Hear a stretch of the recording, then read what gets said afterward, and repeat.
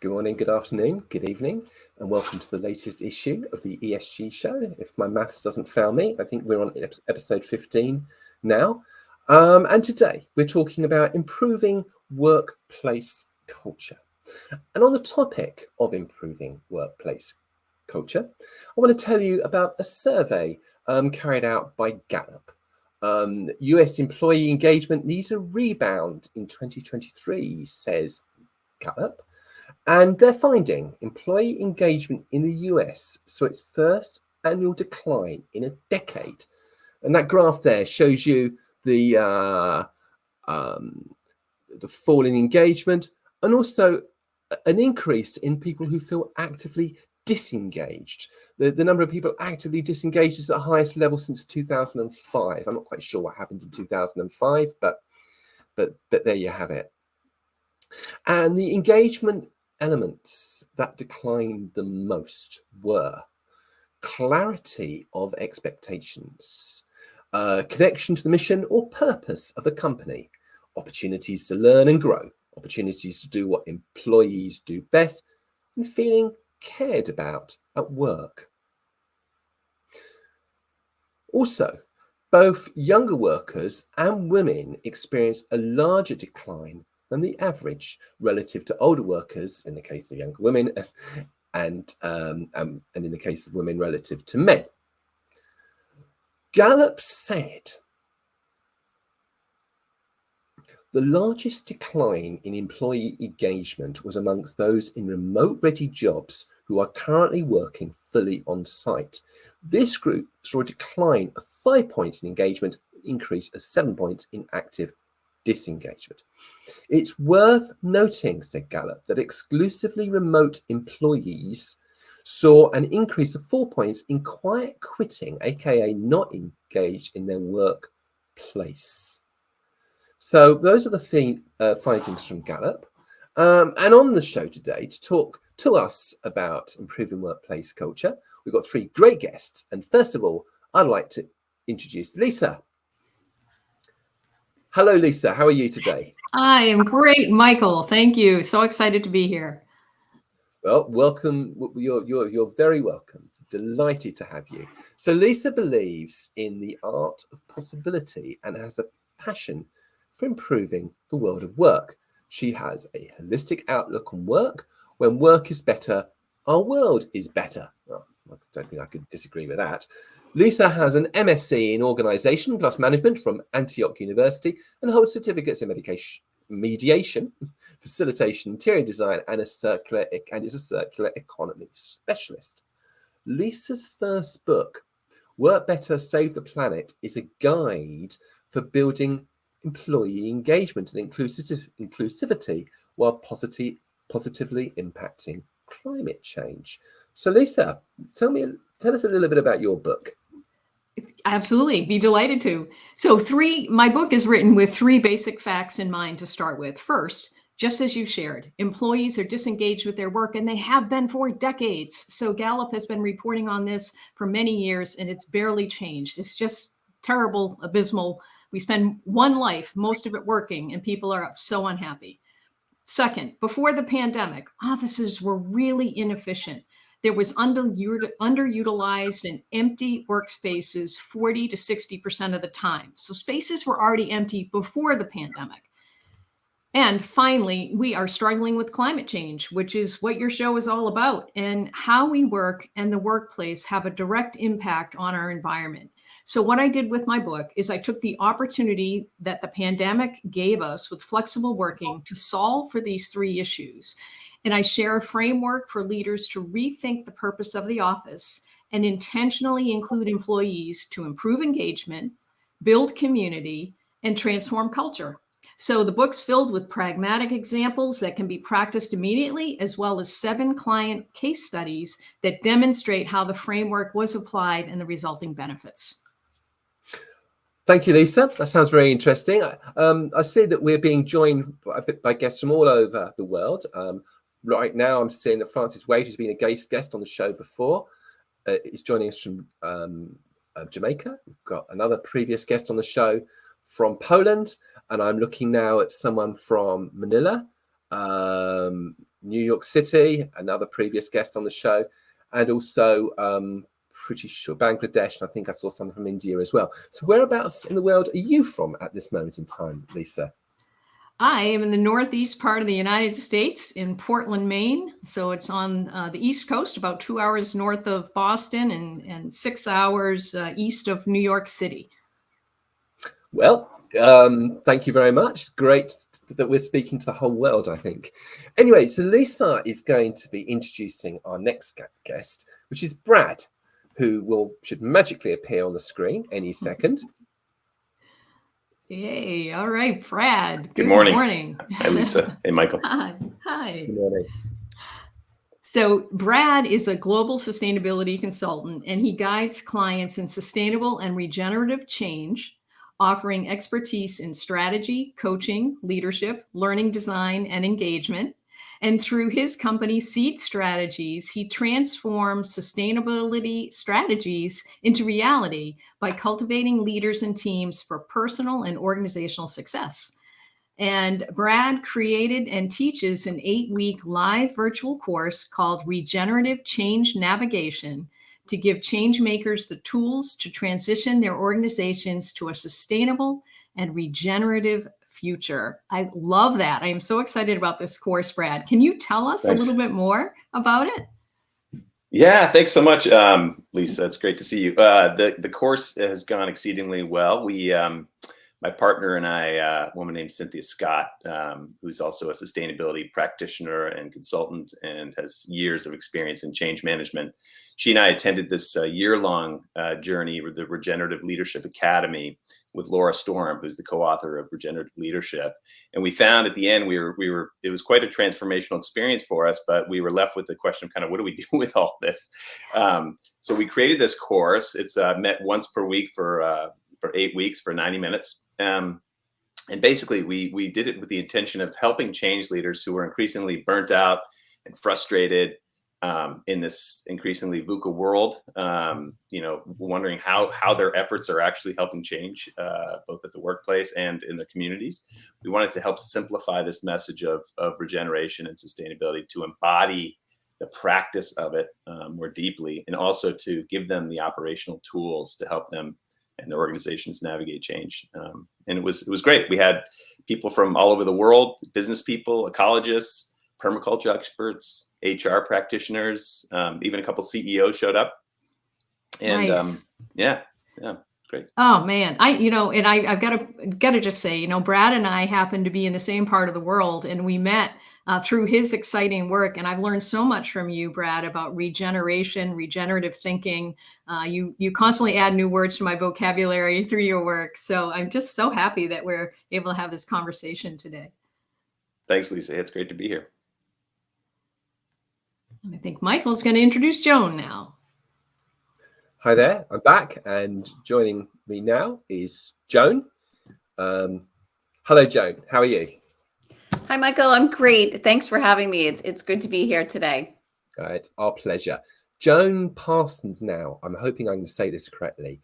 Ziady, is that correct? If I pronounce that correctly? Correct. Thank you.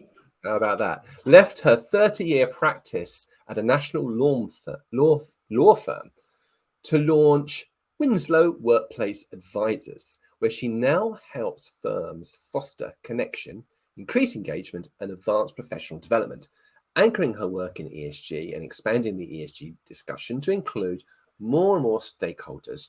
Joan provides other unique opportunities and advice for influencing what she refers to as the other climate change, which we're going to talk about in just a second. Joan has been recognized by Massachusetts Lawyers Weekly as one of the top women in law. She also received CREW, if I pronounce, is that correctly? Is that how you say it? CREW, Boston's Leadership Award for her work in advanced women in the greater Boston real estate community.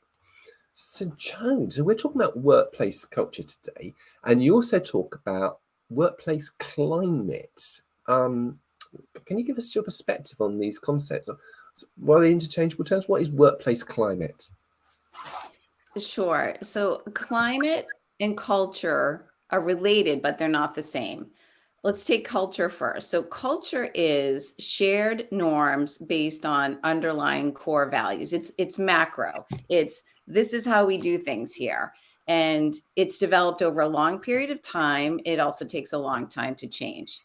Workplace climate, on the other hand, is the vibe. It's the energy. It's what does it feel like to work on this team today? And it can feel like an army crawl through the mud, or it can feel like a walk in the park. We sense climate right away when we read the room or we read the screen. We log onto a Zoom and we do a vibe check. You might not even think about it, but that's what we do. We notice. Do people seem rushed? Do they seem annoyed? Do they seem distracted? Or are they focused and ready to go and ready to dig into the work? Whatever the vibe is, it's contagious, and it is very powerful because it influences things like whether we feel comfortable speaking up in a meeting. So that's culture versus climate. And when we think about climate change in the context of ESG, we often jump right to the E. We think environment, we think extreme weather, and so forth.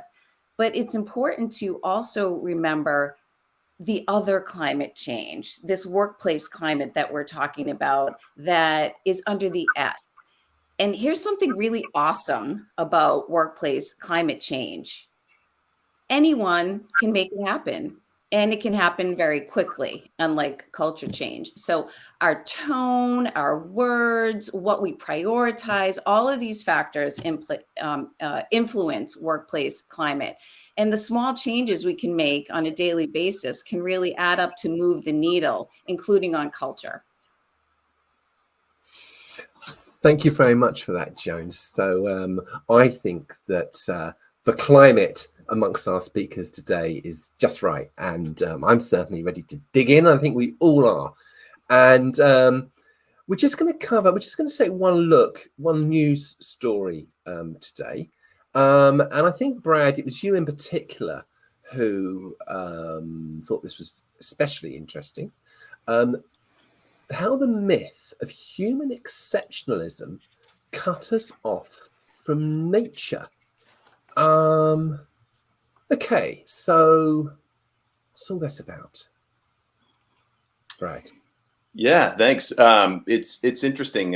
So Laura Storm, I just mentioned, her co-author Giles Hutchins is a nature emergent expert and regenerative leadership expert.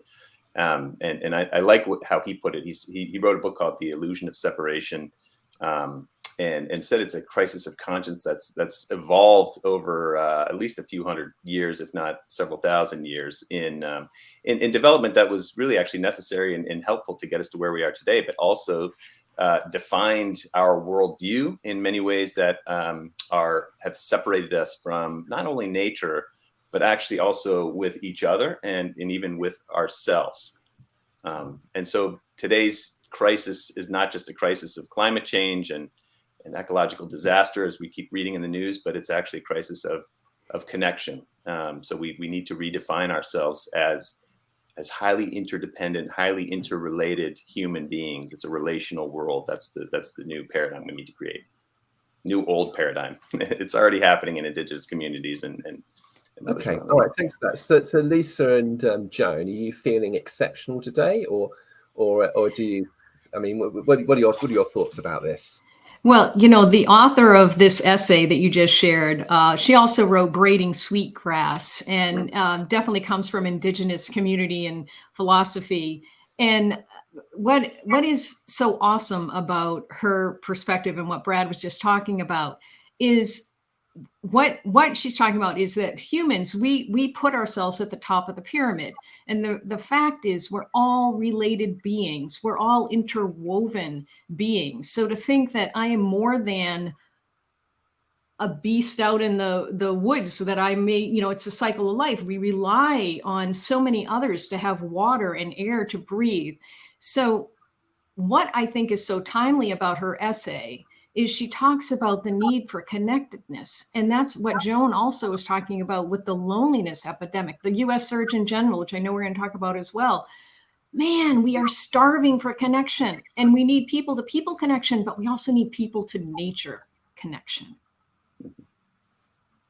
Yeah, I would echo that in terms of the connectivity and the need to be connected. What really resonated with me was thinking of that, the connectivity concept in terms of the work that I do with law firms, helping them rethink and update their mentor programs, thinking about mentoring as connection in an ecosystem where we're all connected, not necessarily, a senior person mentoring a junior person, but a mentor ecosystem of, complete connection where we all learn from each other. So the concept of connection definitely resonates with me.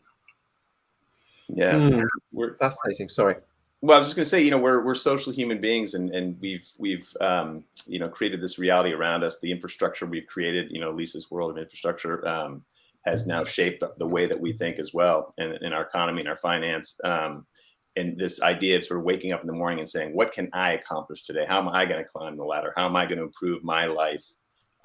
It is creating loneliness by default. And what we need to do is start to think about ourselves as we said, relational human beings, as social human beings, and at work start to pay attention to how we are treating each other, how we are showing up, how we are looking deeply within ourselves and saying, how can I be a better human being, a more conscious leader at the end of the day, which will help solve that loneliness issue.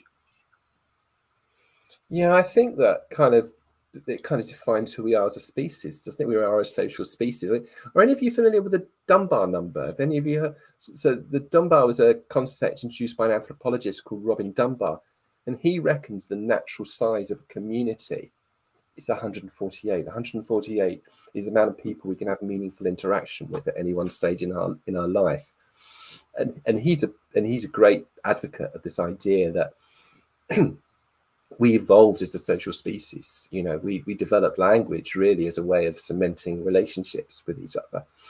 And maybe we lost sight of that in recent years. I don't know.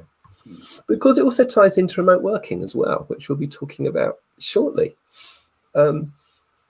Okay, so I'm going to be having a chat with Joan for a few minutes. And I don't want our listeners at home to get too upset, but it turns out that lawyers are a very lonely bunch of people.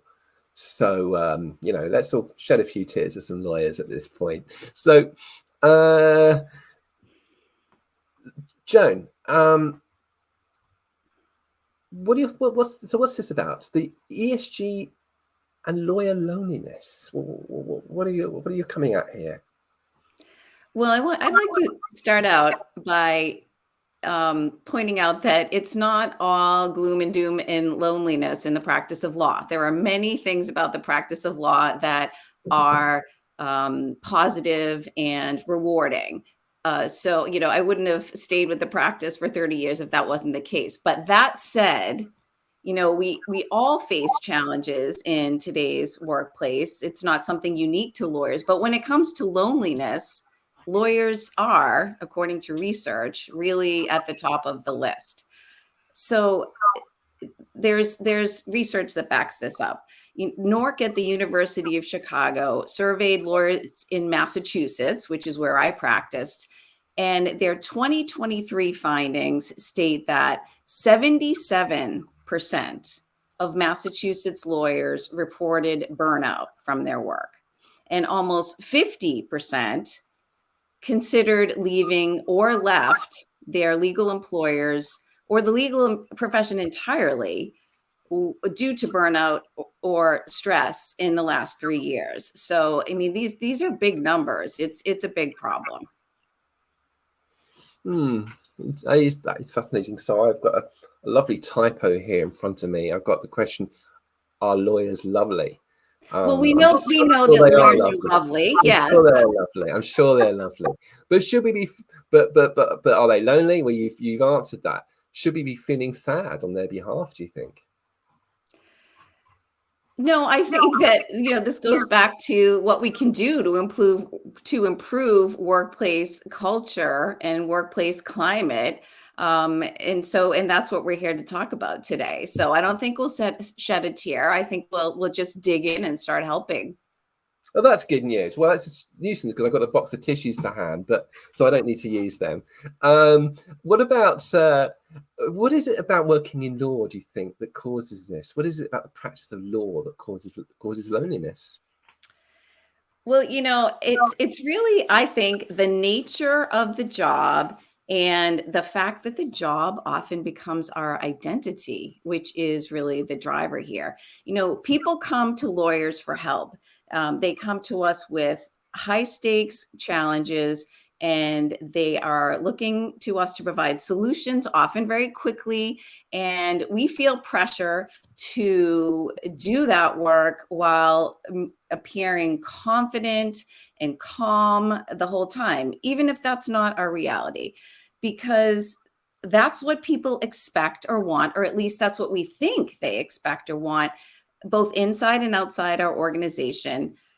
We're the fixers. We're supposed to fix the problems. We're not supposed to have problems. So, we care about our reputation, as most people do, and we don't want to be seen or thought of as weak or soft. So if we're struggling personally or professionally, chances are we may not tell anyone. And that's what can lead to isolation, feelings of loneliness, feelings of burnout, and so forth. So I think there's a lot about the nature of the job, and also that we take it on as our identity that is the driver here. Okay, now I know we're going to be touching upon this in a few minutes, but I don't know if you can give us a taster of what can we do about it. I think one of the most effective paths forward here is prioritizing ESG values and ESG learnings. So taking a look at our mentor programs, for example, and our professional development, looking at them through an ESG lens, and, particularly the S. It will help us achieve two important objectives that I see needing to be addressed in a big way in the legal community today. So the first objective is, no surprise, increasing connection. So we can do this by having a centralized mentoring and professional development infrastructure in place so that people are consistently, and not sporadically when we have time, but consistently having the opportunity to connect and learn with and from each other across practice groups, across offices, etc. So that's number one. The second objective is building skills that will help us be better lawyers. Makes sense, right? These are skills that are needed in the legal profession today. We can do this by making ESG one of the pillars of our mentoring and professional development initiatives. So regardless of our politics or our practice groups, all lawyers need to be able to spot to spot ESG issues and risks. It's what we hear about. It's what you're asking about. So elevating the ESG discussion and increasing ESG fluency will help us better serve our clients. Okay, thank you very much for that, Joan. Now, Joan will be back in a few minutes. But for now, that's me and Joan finished, and Lisa and Brad are going to be rejoining us, and they are going to have a chat for a few minutes about workplace culture. So, hello, Brad. Good to have you back. Hello, Lisa. And so we'll go now, and so we'll see you again in a few minutes. Great. Thanks so much. I just love what Joan said. And I just want to say that you could substitute employees for lawyers. I mean, what you just said, Joan, was exactly it. The social cohesion, that social connection, and the importance of focusing on it, and the training and upskilling for connectivity. You think, we think we're born with knowing how to connect, and we probably are, but along the way, we may have lost our way because of technology or other things getting in in the way. But social cohesion is one of the 6 factors of high-performing teams. That's from the research of the Center for Evidence-Based Management and AWA. So I think that's so interesting, don't you, Brad? When you think about this connectivity that Joan was talking about, what are some ideas that you have used or seen work well for, regenerative connection, or however you want to phrase it? Yeah, that's great. I do want to comment too. I love that Joan talked about how we identify, with our work or our job, or sometimes we identify with the material things that we own. It's gotten out of hand today. It's the crisis of conscience, as we said. And I think if we can learn how to just identify with our humanity to begin with, creates a new kind of connection among ourselves. It becomes less of a me world and more of a we world, including all living beings. And from that point onward, things like ESG can become a powerful tool because the context is there about why we're doing this at the end of the day, as opposed to sometimes the profit and productivity motive, which is also important, but not the only consideration. But I think, it's important, we carry our culture with us, and giving employees ping pong tables and benefits can help. But the reality is, if you think about the ping pong table when that was introduced as an employee engagement tactic, which, failed pretty quickly in the technology world, they realized it wasn't doing its job, I should say. What it was doing was bringing people together, and that is what was important. It wasn't the activity or the ping pong or the, having a game to play. And so giving people the, engagement is more about the inner and the outer. How are we addressing the need for this connectivity, both internally and externally? So companies really should be thinking not just about, again, increased perks, work-life balance as people are working from home more incentives to go green or whatever it might be, but also what are the inner needs, the spiritual needs, the connectivity needs that these human beings need to feel alive and connected to the company and to the company's mission and purpose. Absolutely. And the thing with those ping pong tables, they also drove people crazy with the noise. People are like, the noise is one of the biggest complaints already. And, the thing is, you just said it, it's intentional connection. That's what I've said in the last 3 years. The second most often said phrase that I have said is be intentional. Bring your people together with intention. The first most often phrase I've said is you're on mute. But that intentional connection. So when I see headlines saying, got to be back in the office, we've got to build our culture, we got to connect our people, mandate return, that's not going to work. You can't just bring people back and say you need to be here. You've got to think with intention. Why would I go back? What is the reason? And then take technology as a way to support what Joan was just saying about mentorship. I mean, this idea, Dr. Gleb shares the idea of open video, like in the dark days of the pandemic when everybody was remote. You can still mentor somebody. Just leave your video open all day. Leave a channel to connect and talk as if you're in the same room. How about our managers being able to say, instead of how you doing, and you say fine, or if you do, that I say, oh, you're fine. Well, how are you really doing? This is that humanity piece that I think we think maybe, that's too touchy-feely, you're going too deep. Our humanity, our planet really demands that we start going deeper, don't you think? Yeah, 100%. And that's what I love about this whole sort of regenerative leadership and regenerative business movement, which, it's not separate from sustainability. What it really is it's taking what we're doing in sustainability to make the world better, but not stopping there. It's really about healing and rejuvenating and regenerating ourselves and our planet so that everybody can thrive. And there's so many different things that leaders can do, very simple, easy things, which we talk about in our course, they can operationalize in their meetings, as simple as starting meetings with, and we do this with all of our courses and meetings that have been running these days. Just start with 30 seconds of presencing and arriving and sitting there and closing your eyes and being here in the moment, be here now with your fellow peers. And like you said, taking time to actually ask people, how are they? We do that. We say just one word, tell me how you're feeling at the beginning and at the end of every meeting. And often if you have a productive, regenerative kind of meeting, you'll see that the words start with, I'm feeling frustrated, I'm tired, I'm burnt out, I'm anxious, to relaxed, focused, and inspired. And another thing is sincere, authentic gratitude. Say thank you authentically is a really powerful thing. It's a regenerative approach for people because it makes them feel good. It makes you feel good, offering that sincere gratitude, and the cycle can spin upward in terms of our consciousness and our presence and our ability to deal and cope with this VUCA world, instead of the other way around, having the world seize us and get us and grab us. God, I love that.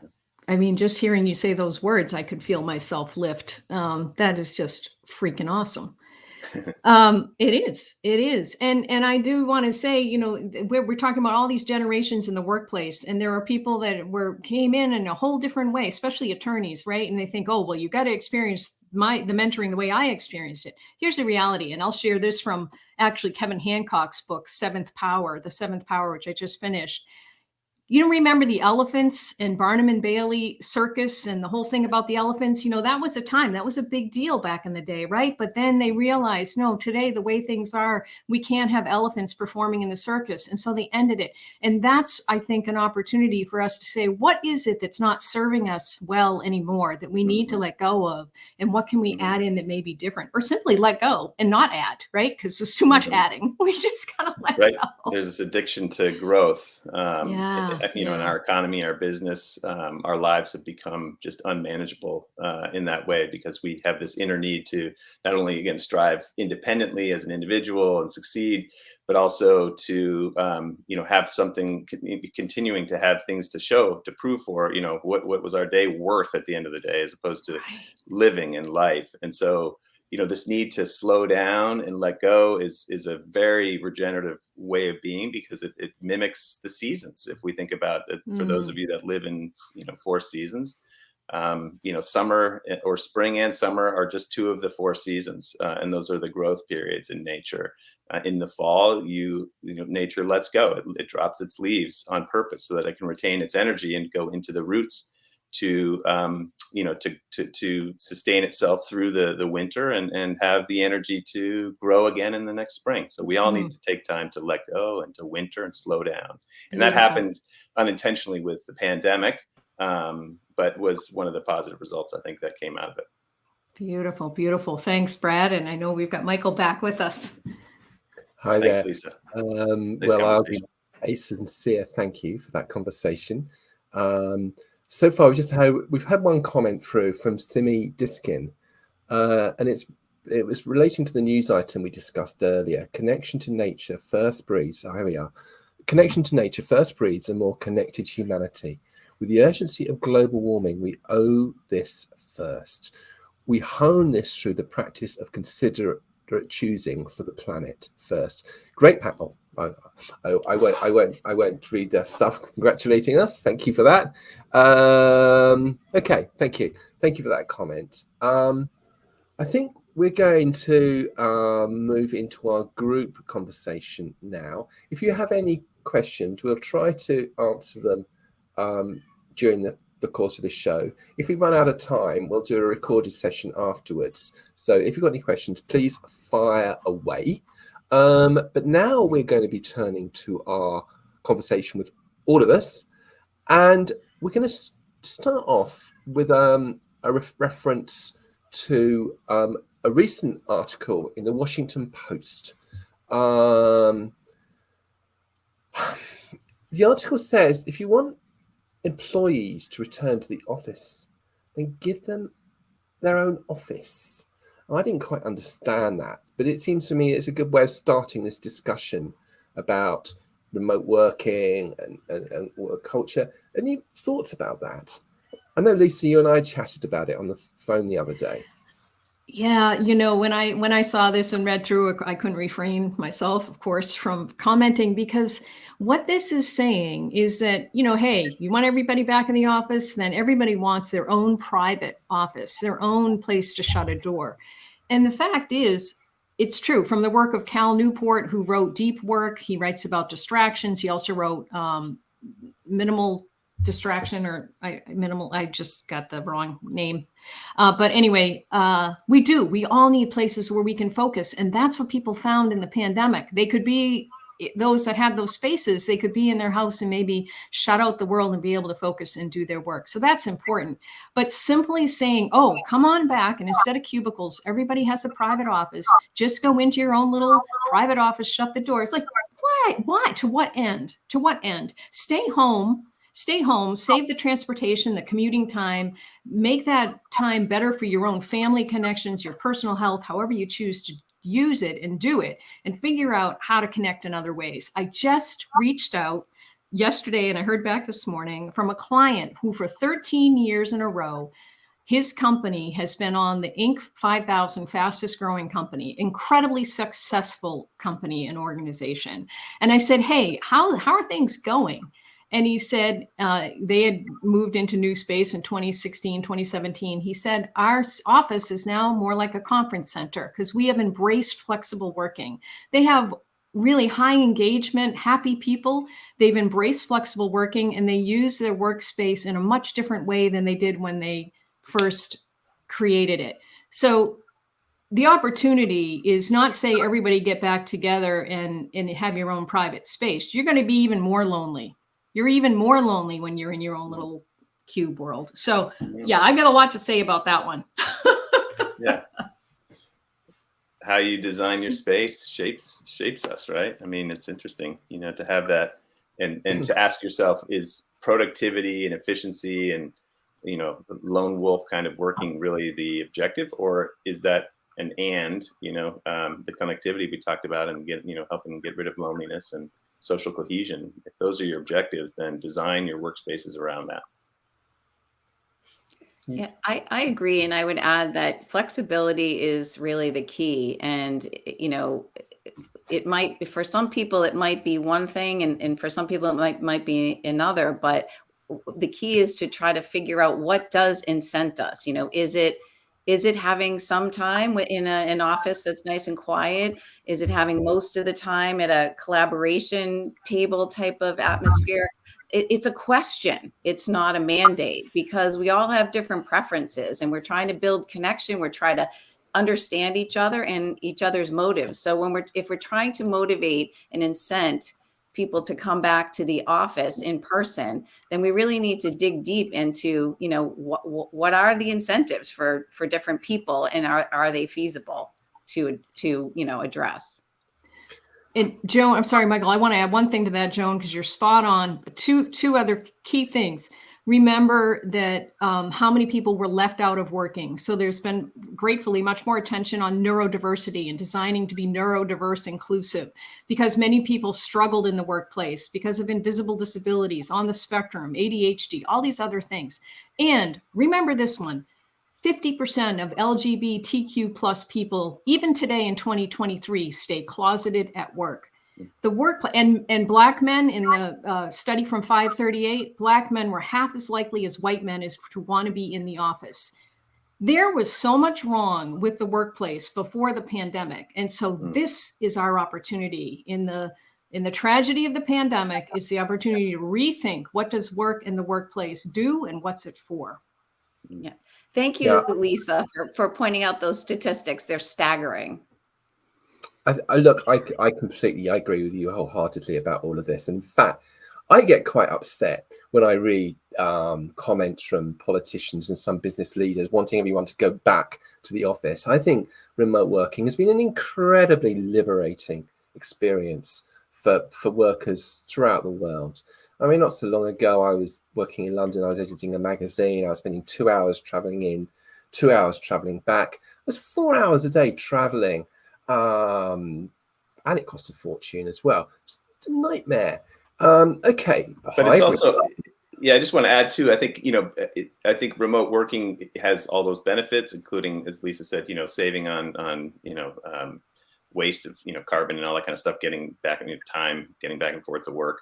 But be intentional about the way that you run your Zoom meetings. Then think about how you can do them differently, because it's not just you're getting together in an office as you were before, a boardroom, and having your meeting and trying to get your message out and ending quickly, as opposed to, let's take this time to connect. Let's take time, as I mentioned before, do a little presencing exercise, do some round, popcorn of, hey, how's everybody feeling, to check in with everybody. Take time to listen to each of the individuals. If someone's not speaking up, ask them if they'd like to speak.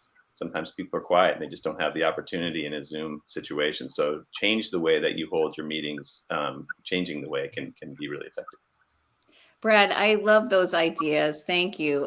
They're easy, they don't take a lot of time. And I think that they really, really go to improving the workplace climate, as we were talking about earlier. People feel that right away. They do. One of the biggest complaints, again, before the pandemic, people did not like meetings. Very few were facilitated well. So the opportunity, and it just stunned me, Brad. I asked this question a couple months ago when I was doing a session. I said, how many in the room know how to create breakout groups in Teams or Zoom? Very, very few knew. Like, if you're pulling people together, you can't just always, just even as Michael has shifted us in and out, take advantage of letting people just talk one-on-one. Give them 10 minutes to just connect about a topic that's related to whatever. The water cooler kind of, Yeah. Well, water cooler. And like, let's lose that language, because frankly, young people coming into the workplace have no idea what a water cooler is. Like, get rid of it. It just doesn't, who cares?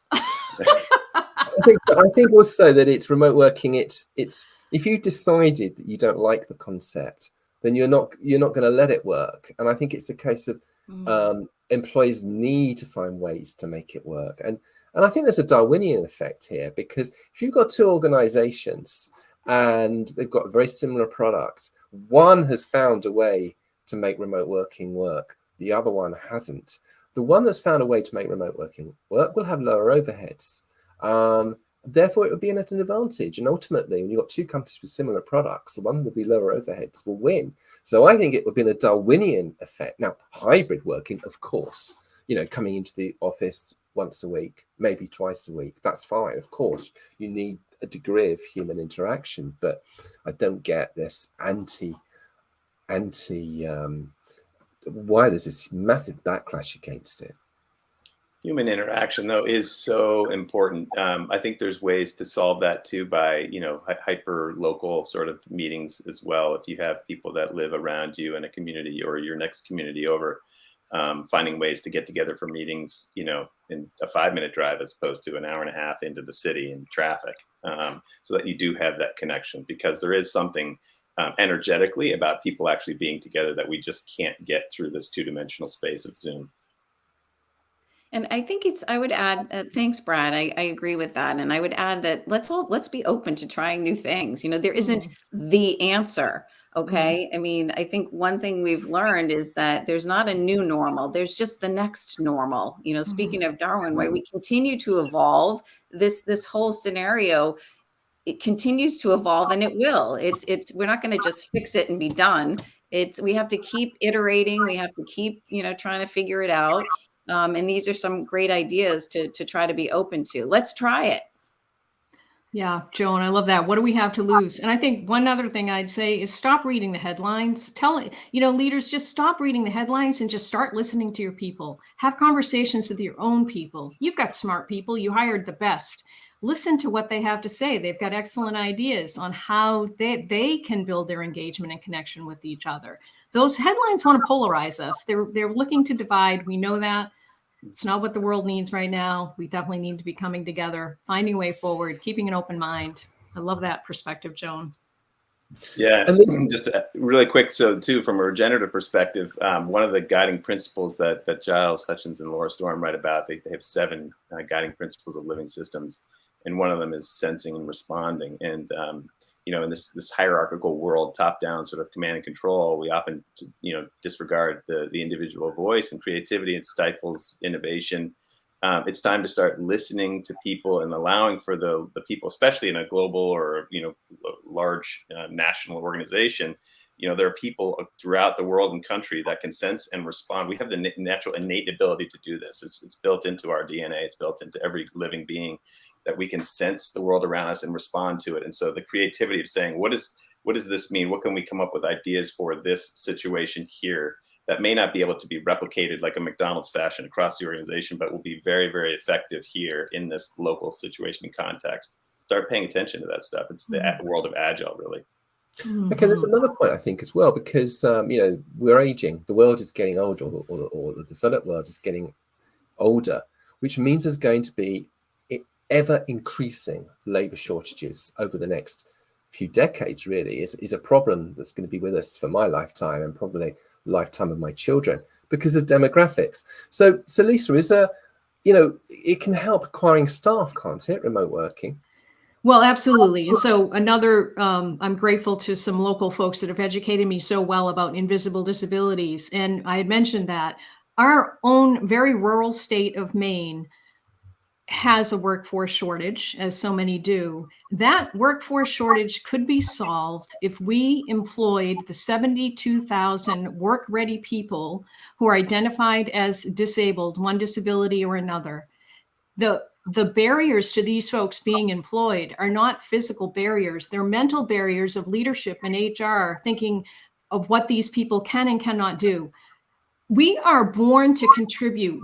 Work is essential. It gives us value, purpose, ego, all the things Joan said. This is really important. To think that we're denying 72,000 people the opportunity to work because we think that they don't fit the mold of what workers should look like, that's just, I don't know, man. I can't swear on your show, but I would.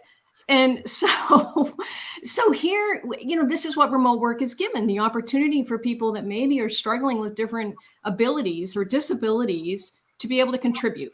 And that's where I think employers have a real opportunity to lean in and consider what a worker looks like. And it's not what it always has looked like. Okay, so Ellen Williams, who's been a guest on the show before, said, listen to your people instead of reading the headlines. That's great advice. So there you go, just to reiterate what your advice earlier. And Simi Diskin said, thank you. My question would be one pertaining to restructuring humanity's conditional toxic mentality. How do we decondition a set of self-serving mentality and recondition a new mentality for considerably choosing for others? And then talks about COVID. The effect of COVID. Any thoughts about that? I'll just say quickly, I think, it's time for us to start using all of our capabilities. As Lisa said, we define people oftentimes by how they think and their logical capabilities, but not necessarily their ability to their other intelligences, our heart and our gut, our spirit. These are all really important intelligences that we've sort of neglected over the last several hundred years in many cases. And so starting to pay attention to things like our heart and heart-led conversations. I think that's the basis, the grounding for starting to change that toxic culture. Okay, so we're running a little bit short of time, so I'm going to ask you some quick-fire questions, and I'm just going to ask you to answer super fast. Brad, what about HR? Or what are they going to do about this? Are they going to do twiddling their thumbs, or can they do a little bit more than that, do you think? I think HR, has its pulse on the people and the culture. Ultimately, in many cases, HR functions have been sort of relegated to, to sort of employee retention and conflict and things like that. But the reality is, work closely with your HR department to better understand the company's purpose and how you want to shape the culture, and also with change makers throughout the organization, including sustainability and ESG. And looking to that future that you want to create, and the two of them working together closely can accomplish a lot, and that's not done enough, I think. Okay, so when Lisa and Brad were chatting earlier, you don't know this because I was offline, but I was in floods of tears thinking about lonely lawyers. I went through an entire box of tissues. Joan, what about lawyers and this kind of remote working and improving culture? Well, what are you got any additional thoughts about that? Well, I hope there are lots of lawyers listening today, because I think that our discussion has been very fruitful, and we've come up with some good ideas for people to think about. but we can joke, but of course it is no laughing matter. I mean, the loneliness epidemic, as it's been called, at least by the U.S. Surgeon General, is a major public health crisis. I mean, there's no doubt about it. So all the things we're talking about today to build connectivity and improve culture and climate are so important. Okay. In fact, the US Surgeon General said that loneliness at work is like smoking 15 cigarettes a day. It always surprised me. People that puts it in very real terms. Yeah. People accuse ESG of being woke, but what's woke about not wanting people to experience the equivalent of smoking 15 cigarettes a day? That doesn't strike me as woke. It just strikes me as common sense. So look, we're near the end. I'm going to give you all 30 seconds to give me your core thoughts. So I don't know, Brad, do you want to kick off? I'm just filled with gratitude. I appreciate being here and sitting here with Lisa and Joan, both inspired by you. And thanks, Michael, for the work that you're doing to raise consciousness and awareness among the ESG community. So thanks. Well, thank you, Brad, and I'm very grateful for you to appear here today as well. What about you, Joan? Any final comments? Yes, I too very much appreciate being part of this discussion today. It really is all very near and dear to my heart. And I thank you, Brad, Lisa, and Michael very much. And I will just close by saying what we prioritize in practice becomes our norm. And today's discussion gives us lots of great ideas about improving, climate, culture, and engagement. And if we prioritize and practice some of the ideas that we've heard about today, then I think we'll see small changes add up to big impact. And Lisa. Amen, sister, Joan. I love that. And so what I would say is, and this is research when I was writing my book, we're all that are here are courageous leaders. Everybody in there. Oh, if you believe you're a leader, you are a leader. Dig into that courage, speak up. And to Simi's question, how do we make this happen? It is with intention. And the stat that I learned is that we are thinking we might need a simple majority of 51% in order to shift things. Here's the good news. With social change, we only need 25%. We get 25% of us working to make the change we want to see happen. We can make that happen. And so that I just say to everybody listening and anybody else that we can connect with, be that courageous leader. Our planet demands it. Our humanity demands it. And God knows I don't want anybody being lonely, especially my attorney. Thank you very much for that wise advice, Lisa. And thank you everybody for joining us today. See you all next week when we'll be talking about ESG, the supply chain and human rights. But thank you, Brad, Lisa, and Joan. Thank you very, very much indeed. I hope you do not have a lonely afternoon, and see you all next week. Thanks. Pleasure. Thanks, Michael. Thanks, Michael.